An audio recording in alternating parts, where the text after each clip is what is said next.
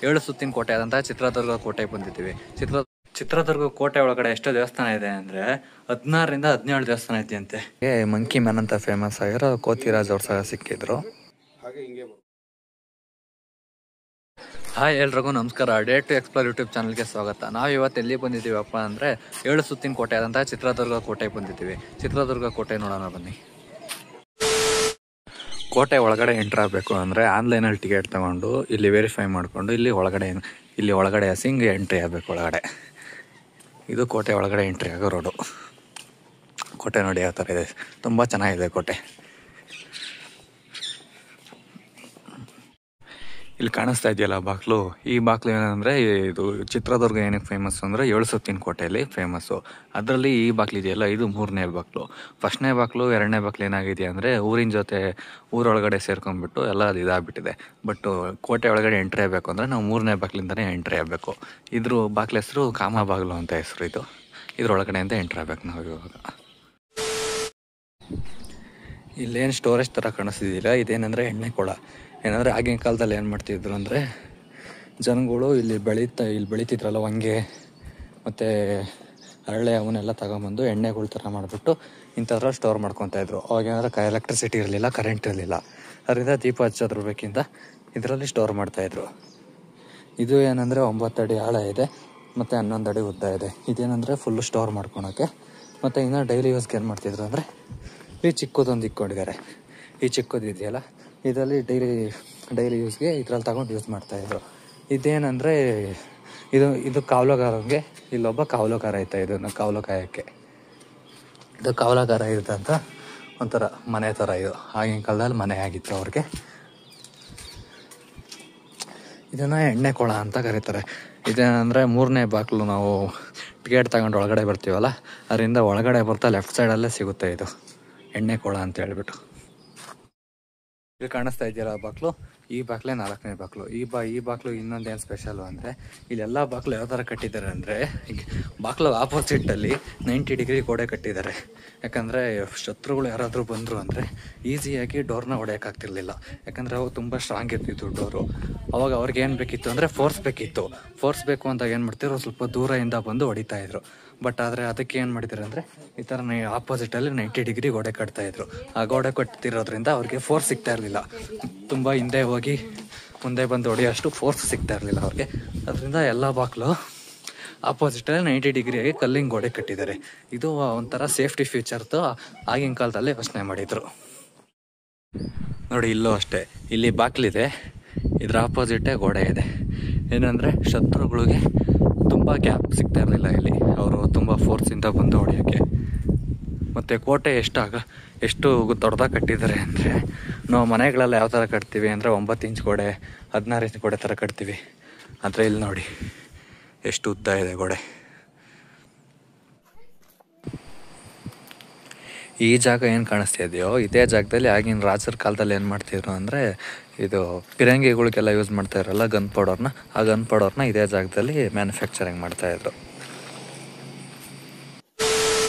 ಚಿತ್ರದುರ್ಗ ಕೋಟೆ ಹತ್ತುತ್ತಿರೋ ಟೈಮಲ್ಲೇ ನಮಗೆ ಮಂಕಿ ಮ್ಯಾನ್ ಅಂತ ಫೇಮಸ್ ಆಗಿರೋ ಕೋತಿರಾಜ್ ಅವ್ರು ಸಹ ಸಿಕ್ಕಿದ್ರು.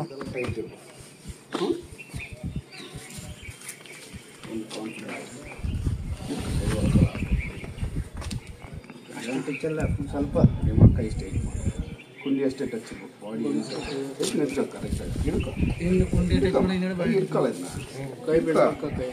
ಕೈ ಸ್ಟೈಟ್ ಮಾಡಿ ನಾನು ಹೇಳ ತನಕ ಪವರ್ ಬರಬೇಡ. ನಿಧಾನಕ್ಕೆ ಬಂದು ಮತ್ತೆ ವಾಪಸ್ಸು ಕೈ ಹಿಡ್ಕ ನೆಟ್ಟ ಕಡ್ಕ ಮುಂದಕ್ಕೆ ಬರಬೇಡ. ನೀನು ಅಲ್ಲೇ ಇರ್ಬೇಕು. ಕುಂಡಿ ಅಷ್ಟೇ ಟೈಟ್ ಇರ್ಬೇಕು. ತೊಡೆ ಟೈಟ್ ಮಾಡಿ.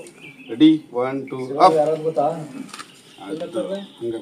ಕೈ ಬೆಂಡ್ ಆಗ್ಬಾರ್ದು. ಕೈ ಬೆಂಡ್ ಮಾಡಕ್ ಹೋಗಲ್ಲ, ಹಂಗೆ ಬರ್ಬೇಕು. ನಾನು ಕೈ ಉದ್ದ ಇಟ್ಟು ವಾಪಸ್ ಕೈ ಬೆಂಡ್ ಮಾಡ್ಬೇಕು.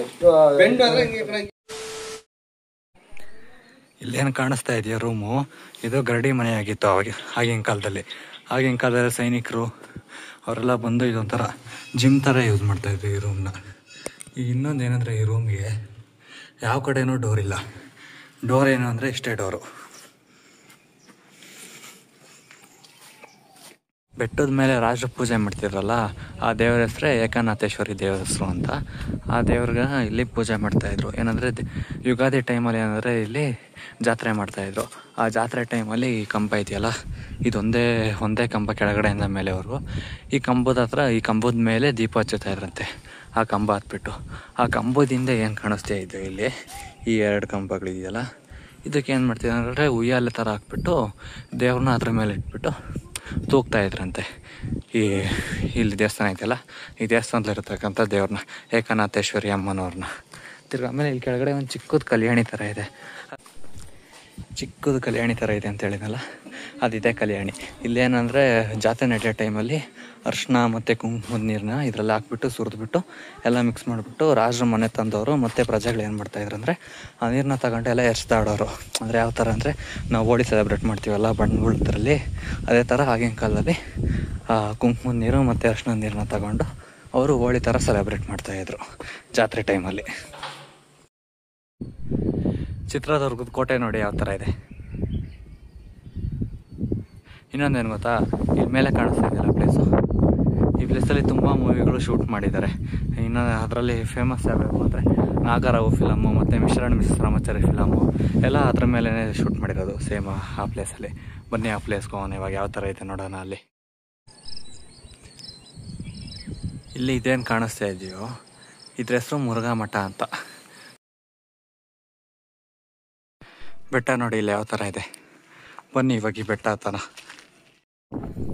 ಈ ಜಾಗದಲ್ಲೇ ನೋಡಿ ಮಿಸ್ಟರ್ ಆ್ಯಂಡ್ ಮಿಸಸ್ ರಾಮಾಚಾರಿ ಫಿಲಮ್ದು ಕ್ಲೈಮ್ಯಾಕ್ಸ್ ಶೂಟಿಂಗು ಯಶು ಮತ್ತು ರಾಧಿಕಾ ಅವರು ಒಂದಾಗ್ತಾರಲ್ಲ, ಆ ಸೀನ್ನ ಇದೇ ಜಾಗದಲ್ಲೇ ತೆಗೆದಿದ್ದು. ಬಟ್ ಅಂದರೆ ಆ ಟೈಮಲ್ಲಿ ರಾಧಿಕಾ ಪಂಡಿತವರು ತುಂಬ ಈಸಿಯಾಗಿ ಹತ್ಕೊಂಡ್ಬಂದ್ಬಿಟ್ರು. ಬಟ್ ಆದರೆ ಇವಾಗ ಹತ್ತಕ್ಕೆ ಅಷ್ಟು ಸ್ವಲ್ಪ ಇಲ್ಲ, ಫಿಲಮಲ್ಲಿ ಮಾತ್ರ ಅಷ್ಟೇ ಅದು ತುಂಬ ಈಸಿಯಾಗಿ ಹತ್ತೋದು, ಆದರೆ ತುಂಬ ಕಷ್ಟ ಇದೆ. ಆಗಲೇ ಬೆಟ್ಟ ತೋರಿಸಿದ್ನಲ್ಲ ಹತ್ಬೋದು ಅಂತ, ತುಂಬ ಈಸಿ. ಅದು ಇಳಿಬೇಕಾದ್ರೆ ಏನಾಗುತ್ತೆ ಅಂದರೆ ತುಂಬ ಜಾರುತ್ತೆ. ಏನಂದರೆ ಬರೀ ಕಾಲಲ್ಲಿ ಇಳಿಬೇಕು. ಚಪ್ಪಲಿ ಆಗಲಿ ಶೂ ಆಗಲಿ ಹಾಕೊಂಡಿದ್ದೀವಿ ಅಂದರೆ ತುಂಬ ಜಾರುತ್ತೆ. ಏನಂದರೆ ಇಲ್ಲಿ ಹಿಡ್ಕೊಳಕ್ಕೆ ಏನೂ ಇಲ್ಲ, ಆದರೆ ತುಂಬ ರಿಸ್ಕ್ ಇದೆ. ಹತ್ತಕ್ಕಾಗಲ್ಲ ಅಂತೇನಿಲ್ಲ, ಸ್ವಲ್ಪ ರಿಸ್ಕ್ ತಗೊಂಡು ಹತ್ಬೇಕಷ್ಟೆ. ಇಲ್ಲಿ ಮುರುಘಾ ಮಠ ಕಾಣಿಸ್ತಾ ಇದೆಯಲ್ಲ, ಅದ್ರ ಪಕ್ಕದಲ್ಲಿರೋದೇ ಸಂಪಿಗೆ ಸಿದ್ದೇಶ್ವರ ದೇವಸ್ಥಾನ. ನೋಡಿ ಯಾವ ಥರ ಇದೆ, ತುಂಬ ಚೆನ್ನಾಗಿದೆ ದೇವಸ್ಥಾನ. ಪಕ್ಕದಲ್ಲಿ ಒಂದು ದೇವಸ್ಥಾನದ ಒಳಗಡೆಯಿಂದ ಮರ ಬೆಳ್ತಿದೆ. ಆ ಮರ ನೋಡಿ ಯಾವ ಥರ ಇದೆ, ತುಂಬ ಹಳೇ ಕಾಲದ ಮರ ಅನಿಸುತ್ತೆ, ತುಂಬ ವರ್ಷದ ಮರ ಇದು. ಈ ಚಿತ್ರದುರ್ಗ ಕೋಟೆ ಒಳಗಡೆ ಎಷ್ಟು ದೇವಸ್ಥಾನ ಇದೆ ಅಂದರೆ 16ರಿಂದ 17 ದೇವಸ್ಥಾನ ಇದೆಯಂತೆ. ಅದೇ ತುಂಬ ದೇವಸ್ಥಾನಗಳು ಚಿತ್ರದುರ್ಗ ಕೋಟೆ ಒಳಗಡೆ. ಹೆಂಗೆ ಅಂದರೆ ಯಾವ ಕಡೆ ಹೋದ್ರೂ ದೇವಸ್ಥಾನಗಳು ಸಿಗ್ತವೆ. ಅದೇ ಥರ ಇದು ಒಂದು ದೇವಸ್ಥಾನ ನೋಡಿ, ತುಂಬ ದೊಡ್ಡದಿದೆ ದೇವಸ್ಥಾನ. ಇದು ಸಂಪಿಗೆ ಸಿದ್ದೇಶ್ವರ ಅಂತ ದೇವಸ್ಥಾನ. ಇದು ತುಂಬ ದೊಡ್ಡದಾಗಿದೆ ದೇವಸ್ಥಾನ. ಅದರ ತುಂಬ ಚೆನ್ನಾಗಿದೆ ಎಲ್ಲ. ಆರ್ಕಿಟೆಕ್ಚರ್ ತುಂಬ ಚೆನ್ನಾಗಿದೆ, ದೇವಸ್ಥಾನ ಕಟ್ಟಿರೋ ರೀತಿ ಎಲ್ಲ. ಈ ದೇವಸ್ಥಾನಗಳೆಲ್ಲ ಎಷ್ಟು ವರ್ಷದ ಹಳೆಯವು ಅಂದರೆ 600 ವರ್ಷಕ್ಕಿಂತ ತುಂಬ ಹಳೆಯವು ಇವೆಲ್ಲ. ಅಂದರೆ ಈ ಚಿತ್ರದುರ್ಗ ಕೋಟೆನ ಎಷ್ಟು ವರ್ಷ ಕಟ್ತಾರೆ ಅಂದರೆ 211 ವರ್ಷ ಕಟ್ತಾರೆ. ಏನಂದರೆ ಒಬ್ಬ ರಾಜನ ಕೈಲಿ ಈ ಕೋಟೆ ಫುಲ್ ಕಟ್ಟೋಕ್ಕಾಗಿಲ್ಲ. 13 ರಾಜರು ಸೇರಿ ಈ ಕೋಟೆನ ಫುಲ್ ಕಂಪ್ಲೀಟ್ ಮಾಡ್ತಾರೆ. ಕಂಪ್ಲೀಟ್ ಮಾಡೋಕ್ಕೆ ಎಷ್ಟು ವರ್ಷ ಅಂತಾರೆ, 211 ವರ್ಷ ತಗೊತಾರೆ ಈ ಕೋಟೆನ ಫುಲ್ ಕಂಪ್ಲೀಟ್ ಮಾಡೋಕ್ಕೆ. ಇಲ್ಲಿ ಸುತ್ತ ಏನು ಕಾಣಿಸ್ತಾ ಇದೆಯೋ ಇದು ರೆಕ್ಟ್ಯಾಂಗಲ್ ಶೇಪಲ್ಲಿರೋದು. ಹೊರಗಡೆಯಿಂದ ನೋಡಿದ್ರೆ ಗೊತ್ತಾಗುತ್ತೆ. ಇದೇನು ಇಲ್ಲಿ ಏನು ಮಾಡ್ತಿದ್ರು ಅಂದರೆ ಇದೊಂಥರ ಪಾಳ್ಯಗಾರ ಇರ್ತಿದ್ರಲ್ಲ, ಅವ್ರ ಕಚೇರಿ ಥರ ಯೂಸ್ ಮಾಡ್ತಾಯಿದ್ರು, ಆಫೀಸ್ ಥರ. ಇದನ್ನು ಮತ್ತು ಇನ್ನೊಂದಕ್ಕೆ ಏನು ಯೂಸ್ ಮಾಡ್ತಾಯಿದ್ರು ಅಂದರೆ ಇಲ್ಲಿ ಮೂಲೆಯಲ್ಲೂ ಈ ಥರ ಚಿಕ್ಕದಾಗೊಂದು ಈ ಥರ ಕಟ್ಟಿದ್ದಾರೆ, ಚಿಕ್ಕದೊಂದು ಮನೆ ಥರ. ಅದರೊಳಗಡೆ ಏನಿದೆ ಅಂದರೆ ಇದರೊಳಗಡೆ ಚಿನ್ನ ನಾಣ್ಯಗಳನ್ನೆಲ್ಲ ಇಡ್ತಾ ಇದ್ರಂತೆ. ನೋಡಿ ಈ ಥರ ದೊಡ್ಡದಾಗಿ ಗುಂಡಿ ತೊಡ್ಬಿಟ್ಟು ಒಳಗಡೆ ಇದರೊಳಗಡೆ ಎಲ್ಲ ಚಿನ್ನ ಅವನ್ನೆಲ್ಲ ಅವಾಗ ಇಡ್ತಾಯಿದ್ರು. ಇದರೊಳಗಡೆ ಚಿನ್ನ ಅವನ್ನೆಲ್ಲ ಇಡ್ತಾಯಿದ್ರು. ಬಟ್ ಇವಾಗ ಡಸ್ಟ್ಬಿನ್ ಆಗೋಗ್ಬಿಟ್ಟಿದೆ. ಈ ಥರದ್ದು ಇನ್ನೂ 3 ಇದಾವಂತೆ. ನೋಡಿ ಚಿತ್ರದುರ್ಗ ಕೋಟೆ ಎಷ್ಟು ದೊಡ್ಡದು ಅಂದರೆ ನೀವು ಸುತ್ತ ಕಂಡುಬಿಟ್ಟು ಯಾವ ಕಡೆ ನೋಡಿದ್ರು ಎಲ್ಲ ಕಡೆನೂ ಬರೀ ಕೋಟೆನೇ ಕಾಣಿಸ್ತಾ ಇದೆ. ಈ ಸೈಡ್ ನೋಡೋರು ಇಲ್ಲೂ ಕೋಟೆ ಕಾಣಿಸ್ತಿದೆ, ಆ ಸೈಡು ಅಲ್ಲಿ, ಮತ್ತು ಈ ಸೈಡ್ ನೋಡಿದ್ರೆ ಇಲ್ಲೂ ಕಾಣಿಸುತ್ತೆ, ಈ ಕಡೆ ಸೈಡ್ ತುಂಬಾ ಇದೆ ಕೋಟೆ ಫುಲ್ಲು. ನಾವು ಚಿತ್ರದುರ್ಗದ ಕೋಟೆ ಫುಲ್ಲು ನೋಡಬೇಕು ಅಂದರೆ 3 ದಿನ ಬೇಕಂತೆ ಫುಲ್ಲು ಚಿತ್ರದುರ್ಗ ಕೋಟೆ ನೋಡೋಕ್ಕೆ. ಅಷ್ಟು ದೊಡ್ಡದು ಚಿತ್ರದುರ್ಗ ಕೋಟೆ. ನೋಡಿ ಪಾಳೆಗಾರ ಕಚೇರಿ ಮತ್ತು ಇಲ್ಲಿ ಒಳಗಡೆ ಏನಿದೆ ಎಲ್ಲ ದೇವಸ್ಥಾನಗಳನ್ನೆಲ್ಲ ಮತ್ತು ಮನೆಗಳನ್ನೆಲ್ಲ ಯಾವ ಥರ ಕಟ್ತಾ ಇದ್ದಾರೆ ಈ ಥರ ಮಣ್ಣಲ್ಲಿ ಕಟ್ತಾಯಿದ್ರು. ಈ ಮಣ್ಣು ನೋಡಿ ಎಷ್ಟು ಸ್ಟ್ರಾಂಗ್ ಇದೆ ಅಂತ, ತುಂಬ ಸ್ಟ್ರಾಂಗ್ ಇದೆ. ಈ ಮಣ್ಣನ್ನು ಯಾವ ಥರ ಇದು ಮಾಡ್ತಾ ಇದ್ದೇವೆ ಅಂದರೆ, ಇದನ್ನು ಸುಣ್ಣದ ಕಲ್ಲು ಅಂತ ಬರ್ತಿತ್ತಲ್ಲ, ಲೈಮ್ ಸ್ಟೋನು ಮತ್ತು ಬೆಲ್ಲ ಮತ್ತು ಮೊಟ್ಟೆ ಈ ಥರ ಇನ್ನೂ ತುಂಬ ಏನೇನೋ ಹಾಕ್ಬಿಟ್ಟು ಫುಲ್ಲು ಎಲ್ಲ ಕಲಸಿ ತುಂಬ ಇದು ಮಾಡ್ತಾಯಿದ್ರಂತೆ.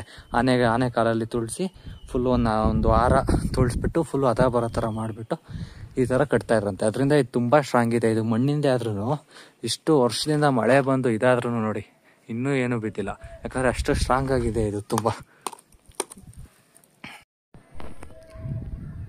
ಈಗ ನೋಡಿ ಎಲ್ಲ ಹತ್ತುತ್ತಾ ಇದ್ದಾರೆ ಮೇಲೆ, ತುಂಬ ಕಷ್ಟ ಇದೆ ಹತ್ತೋದು. ಬಟ್ ನಾವು ಆಲ್ರೆಡಿ ಹತ್ತಿ ಇಡ್ತಿದ್ದೀವಿ. ತುಂಬ ಮೇಲೆಯಿಂದ ವ್ಯೂ ಪಾಯಿಂಟ್ ತುಂಬ ಚೆನ್ನಾಗಿದೆ. ಈಗ ನಾನು ಎಲ್ಲಿದ್ದೀನಿ ಅಂದರೆ ಅಕ್ಕ ತಂಗಿ ಅಂತ ಹೊಂಡ ಐತೆ ಇಲ್ಲಿ ಚಿತ್ರದುರ್ಗ ಕೋಟೆಯಲ್ಲಿ, ಅಲ್ಲಿದ್ದೀನಿ.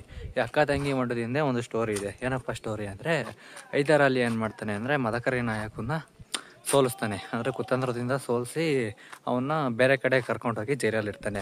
ಆ ಟೈಮಲ್ಲಿ ಏನಾಗುತ್ತೆ ಅಂದರೆ ಈ ರಾಣಿ ಇರ್ತಾರಲ್ಲ, ಆ ರಾಣಿಯವ್ರು ಏನು ಮಾಡ್ತಾರೆ ಅಂದರೆ ನನ್ನೂ ಕರ್ಕೊಂಡು ಹೋಗ್ಬಿಟ್ಟು ಅವರು ಪಾದದಾಸಿಯಾಗಿ ಮಾಡಿಕೊಂಡು ನನ್ನ ಹತ್ರ ಎಲ್ಲ ಕೆಲಸ ಮಾಡಿಸ್ಕೊತಾರೆ ಅಂತ ಹೇಳ್ಬಿಟ್ಟು ಏನು ಥಿಂಕ್ ಮಾಡ್ತಾರೆ, ಸೂಸೈಡ್ ಮಾಡ್ಕೊಳೋ ಅಂತ ಥಿಂಕ್ ಮಾಡ್ತಾರೆ. ಅದೇ ಟೈಮಲ್ಲಿ ಅವ್ರ ತಂಗಿನೂ ಅದ್ರ ಜೊತೆ ಜಾಯ್ನ್ ಆಗಿಬಿಟ್ಟು ಏನು ಮಾಡ್ತಾರೆ ಅಂದರೆ, ಇಲ್ಲಿ 2 ಕೊಳ ಇದೆ, ಈ ಕಡೆ ಒಂದು ಈ ಕಡೆ ಒಂದು. ಒಬ್ಬರು ಈ ಕಡೆ ಒಬ್ಬರು ಸಾಯ್ತಾರೆ, ಇನ್ನೊಬ್ರು ಈ ಕಡೆ ಒಬ್ಬರು ಸಾಯ್ತಾರೆ. ಅದರಿಂದ ಇದನ್ನು ಅಕ್ಕ ತಂಗಿ ಹೊಂಡ ಅಂತ ಕರೀತಾರೆ. ಏನಂದರೆ ಇಲ್ಲಿ 2 ಹೊಳೆ ಇರೋದ್ರಿಂದ 2ರಲ್ಲೂ ಒಬ್ರೊಬ್ರು ಬಿದ್ದು ಸಾಯ್ತಾರೆ. ಆ ಥರ ಇದು ತಂಗಿ ಹೊಂಡ, ಈ ಕಡೆ ಇರೋದು ಅಕ್ಕ ಹೊಂಡ. ಅಕ್ಕ ತಂಗಿ ಹೊಂಡ ಅಂತ ಕರೀತಾರೆ ಇವೆರಡನ್ನೂ ಸೇರಿ. ಅಕ್ಕ ತಂಗಿ ಹೊಂಡ ಇದೆಯಲ್ಲ, ಅದ್ರ ಪಕ್ಕದಲ್ಲೇ ಇಲ್ಲಿ ಇನ್ನೊಂದು ದೇವಸ್ಥಾನ ಇದೆ ನೋಡಿ. ಏನಂದರೆ ಈ ಕೋಟೆಯಲ್ಲಿ ಇರ್ತಕ್ಕಂಥ ತುಂಬ ದೇವಸ್ಥಾನಗಳೇನೆಂದರೆ ಶಿವನ ದೇವಸ್ಥಾನನೇ. ಅಂದರೆ ತುಂಬ ದೇವಸ್ಥಾನಗಳಿರ್ತವೆ, ಅದರಲ್ಲೆಲ್ಲ ಜಾಸ್ತಿ ಶಿವನ ದೇವಸ್ಥಾನನೇ ಇರೋದು. ನೋಡೋಣ ದೇವಸ್ಥಾನ ಓಪನ್ ಇದೆಯಾ ಹಂಗ. ದೇವಸ್ಥಾನ ಏನು ಓಪನ್ ಇಲ್ಲ, ಬಟ್ ಇಲ್ಲೇ ಎಲ್ಲ ತುಂಬ ಚೆನ್ನಾಗಿದೆ ನೋಡಿ. ಶಿವನ ದೇವಸ್ಥಾನ ಅಂತ ಹೇಳಿದ್ನಲ್ಲ, ಇದು ಅದೇ ಶಿವನ ದೇವಸ್ಥಾನ. ನಂದಿನೂ ಇದೆ ಇಲ್ಲಿ. ಅಲ್ಲಿ ಲಿಂಗ ಕಾಣಿಸ್ತಾ ಇದೆಯಾ?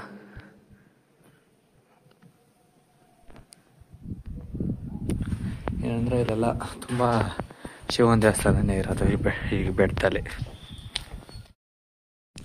ಇಲ್ಲಿ ನೋಡಾಗಲೇ ಇನ್ನೊಂದು ತುಂಬ ದೊಡ್ಡ ದೇವಸ್ಥಾನ. ಈ ದೇವಸ್ಥಾನ ಯಾವುದು ಅಂದರೆ ಗೋಪಾಲ ಸ್ವಾಮಿ ದೇವಸ್ಥಾನ. ತುಂಬ ದೊಡ್ಡದಿದೆ ದೇವಸ್ಥಾನ, ಬಟ್ ಈಗ ಕ್ಲೋಸ್ ಇದೆ. ಬಟ್ ಇದು ಗೋಪಾಲ ಸ್ವಾಮಿ ದೇವಸ್ಥಾನ ಮತ್ತು ಗೋಪಾಲ ಸ್ವಾಮಿ ಹೊಂಡ ಅಂತಲೇ ಫೇಮಸ್ ಇದು. ಇಲ್ಲಿ ಆಪೋಸಿಟಲ್ಲಿ ಐತೆ ನೋಡಿ ಹೊಂಡ. ನೀರಿದ್ದಾವೆ, ತುಂಬ ಚೆನ್ನಾಗಿದ್ದಾವೆ, ಗ್ರೀನ್ ಕಲರ್ ಆಗಿ. ಮೇಲೆ ಮಿಸ್ಟರ್ ಆ್ಯಂಡ್ ಮಿಸಸ್ ರಾಮಾಚಾರಿ ಮೂವಿದು ಶೂಟಿಂಗ್ ನಡೆದಿದೆ ಅಂತ ಹೇಳಿದ್ನಲ್ಲ, ಅದು ಇಲ್ಲೇ. ನಾನು ಹತ್ಬಿಟ್ಟು ಆ ಕಡೆಯಿಂದ ಹತ್ತಿ ಆ ಕಡೆನೇ ಹೇಳಿದ್ಬಿಟ್ಟೆ. ಬಟ್ ಈ ಕಡೆಯಿಂದನೇ ಹಿಂಗೆ ದಾರಿ ಇದೆ, ಇಳಿಬೋದು. ಬಟ್ ಅಂದರೆ ಆ ಕಡೆ ಅಲ್ಲಿ ಕೋಟೆ ಇದೆಯಲ್ಲ, ಅದ್ರ ಪಕ್ಕದಾಗ ಇಳಿಬೇಕು. ಅಂದರೆ ಈ ಕಡೆ ಇಳಿಯೋಕೆ ಬಂದ್ವಿ ಅಂದರೆ ಜಾರತ್ವಿ ಅಂದರೆ ಸೀದಾ ನೀರು ಇಳಿಕಿರ್ತೀವಿ. ಅಂದರೆ ಇಳಿಬೇಕಾದ್ರೆ ಸ್ವಲ್ಪ ಆ ಕಡೆ ಕೋಟೆ ಇದೆ ಚಿಕ್ಕದಾಗೆ, ಆ ಕೋಟೆ ಪಕ್ಕದಾಗ ಇಳಿಬೋದು. ಅಂದರೆ ಇದೊಂಥರ ಈಸಿ ವೇ ಇದೆ ಇಳಿಯೋಕ್ಕೆ. ಆ ಕಡೆ ತುಂಬ ಕಷ್ಟ, ತುಂಬ ಈಸಿ ಆ ಸೈಡು, ಇಳಿಯೋದು ತುಂಬ ಕಷ್ಟ. ಬಟ್ ಆದರೂ ನನಗೆ ಇಲ್ಲಿ ದಾರಿ ಇದೆ ಅಂತ ಗೊತ್ತಿರಲಿಲ್ಲ. ಬಟ್ ಹೆಂಗೆ ಹತ್ತಿದ್ನೋ ಹಂಗೆ ಹೇಳಿದೆ ನೋಡಿ. ತುಂಬ ಚೆನ್ನಾಗಿದೆ ಇದು ದೇವಸ್ಥಾನ, ಬಟ್ ಏನಂದರೆ ಕ್ಲೋಸ್ ಆಗಿದೆ ಅಷ್ಟೇ.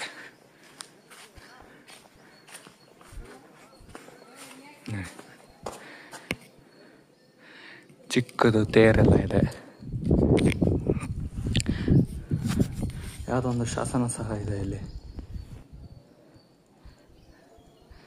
ಏನು ಬರ್ತಿದ್ದಾರೆ ಅಂತ ಗೊತ್ತಿಲ್ಲ, ಬಟ್ ಅಂದರೆ ಶಾಸನ ಇದೆ. ಗೋಪಾಲ ಸ್ವಾಮಿ ದೇವಸ್ಥಾನ ಅಂತ ಹೇಳಿದ್ನಲ್ಲ, ಅದ್ರ ಪಕ್ಕದಲ್ಲೇ ಇನ್ನೊಂದು ದೇವಸ್ಥಾನ ಇದೆ ನೋಡಿ, ಆಂಜನೇಯನ ದೇವಸ್ಥಾನ. ಎಷ್ಟು ದೇವಸ್ಥಾನಗಳಿದೆ ಅಂದರೆ ಈ ಕೋಟೆಯಲ್ಲಿ. ಇಡೀ ನಮ್ಮ ಇಂಡಿಯಾದಲ್ಲಿ ಇರ್ತಕ್ಕಂಥ ಎಲ್ಲ ದೇವ್ರುಗಳು ಇಲ್ಲೇ ಅವರೇ ಆಲ್ಮೋಸ್ಟ್ ಅಲ್ಲ. ಆ ಥರ ಯಾವ ಮೂಲೆಗೆ ಹೋದ್ರೂ ದೇವಸ್ಥಾನಗಳು ಕಾಣಿಸ್ತವೆ ಈ ಬೆಟ್ಟದಲ್ಲಿ. ಒನಕೆ ಓಬವ್ವ ಡೈಲಿ ಅವ್ರ ಮನೆಗೆ ನೀರು ತಗೊಂಡು ಹೋಗ್ತಾ ಇದ್ರಲ್ಲ, ಅದಿಲ್ಲೇ ನೋಡಿ. ಇದನ್ನು ತಣ್ಣೀರು ದೋಣಿ ಅಂತ ಕರೀತಾರೆ. ಇದೇನಂದರೆ ವರ್ಷದ 365 ದಿನ ನೀರು ಬರ್ತಾ ಇರುತ್ತೆ. ಈಗ ನಾನು ಎಲ್ಲಿದ್ದೀನಿ ಅಂದರೆ ಚಿತ್ರದುರ್ಗ ಫೇಮಸ್ ಇರುತ್ತೆ ಈ ಕಲ್ಲಿನ ಕೋಟೆಗೆ. ಈ ಚಿತ್ರದುರ್ಗ ಕೋಟೆ ಒಳಗಡೆ ಏನಾದರೂ ಒಂದು ಜಾಗ ಫೇಮಸ್ ಆಗಿದೆ ಅಂದರೆ ಅದು ಓಬವ್ವನ ಕಿಂಡಿ. ಇಲ್ಲಿ ಜನ ಕಾಣಿಸ್ತಾ ಇದ್ರಲ್ಲ, ಇಲ್ಲೇ ಇರೋದು ಓಬವ್ವನ ಕಿಂಡಿ. ಬನ್ನಿ ನೋಡೋಣ ಯಾವ ಥರ ಇದೆ ಅಂತ. ನೋಡಿ ಇದೇ ಕಿಂಡಿ, ಇದೇ ನೋಡಿ ಕಿಂಡಿ. ಶತ್ರುಗಳು ಈ ಚಿಕ್ಕ ಕಿಂಡಿಯಿಂದ ಒಳಗಡೆ ಬರಬೇಕಾದ್ರೆ ಓಬವ್ವ ಏನು ಮಾಡ್ತಾರೆ, ಅವ್ರು ಒನಕೆ ತಗೊಂಡು ಇದ್ರೊಳಗಡೆಯಿಂದ ಅವ್ರು ಒನಕೆ ತಗೊಂಡು ಇದ್ರೊಳಗಡೆಯಿಂದ ಬರ್ತಿದ್ದ ಶತ್ರುಗಳ್ನ ಒಬ್ಬ ಎಲ್ಲರ ತಲೆ ಮೇಲೆ ಹೊಡೆದು ಅವ್ರನ್ನ ಸಾಯಿಸ್ಬಿಟ್ಟು ಸೈಡ್ಗೆ ಹಾಕ್ತಿದ್ರಂತೆ. ಅದೇ ಥರ ಒಂದು 20ರಿಂದ 30 ಜನನ ಆ ಥರ ಸಾಯಿಸಿ ಇದು ಮಾಡಿದ್ದಾರೆ. ಅವಾಗಿಂದ ಏನಾಯಿತು ಅಂದರೆ ಇದು ಓಬವ್ವನ ಕಿಂಡಿ ಅಂತ ಫೇಮಸ್ ಆಯಿತು.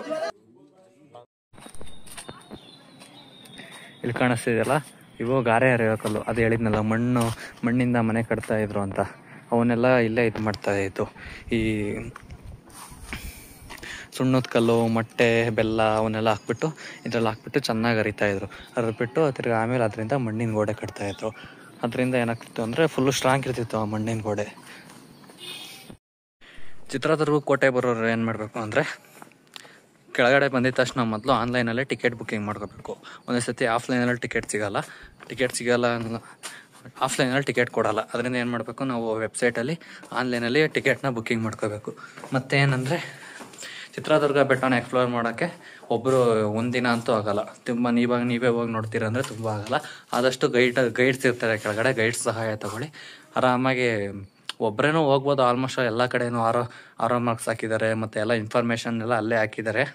ಬಟ್ ಅಂದರೆ ಅಷ್ಟೊಂದು ಯಾರಿಗೂ ಏನು ಗೊತ್ತಾಗಲ್ಲ. ಅದರಿಂದ ಏನು ಮಾಡ್ತೀನಿ ಅಂದರೆ, ಗೈಡ್ ಸಹಾಯ ತಗೊಂಡು ಆರಾಮಾಗಿ ಫುಲ್ಲು ಕೋಟೆನ ನೋಡ್ಕೊಂಡು ಆರಾಮಾಗಿ ಬರ್ಬೋದು. ಏನಾದರೆ ತುಂಬ ಚೆನ್ನಾಗಿದೆ ಕೋಟೆ. ಏನಂದರೆ ಯಾವ ಕಡೆ ಹೋದ್ರೂ ತುಂಬ ದೊಡ್ಡದಿದೆ ಕೋಟೆ. ಈ ಕೋಟೆನ ಫುಲ್ಲು ನೋಡಬೇಕಂದ್ರೆ ಮಿನಿಮಮ್ 2ರಿಂದ 3 ದಿನ ಬೇಕಂತೆ, ಫುಲ್ಲು ಕೋಟೆ ನೋಡಬೇಕು ಅಂದರೆ. ಆ ಥರ ಇದೆ ಕೋಟೆ, ತುಂಬ ದೊಡ್ಡದು. ಅಂದರೆ ಈ ಕೋಟೆಗೂ ತುಂಬ ದೊಡ್ಡ ಇತಿಹಾಸನೇ ಇದೆ. ಅದರಿಂದ ತುಂಬ ಚೆನ್ನಾಗಿದೆ ಎಲ್ಲ.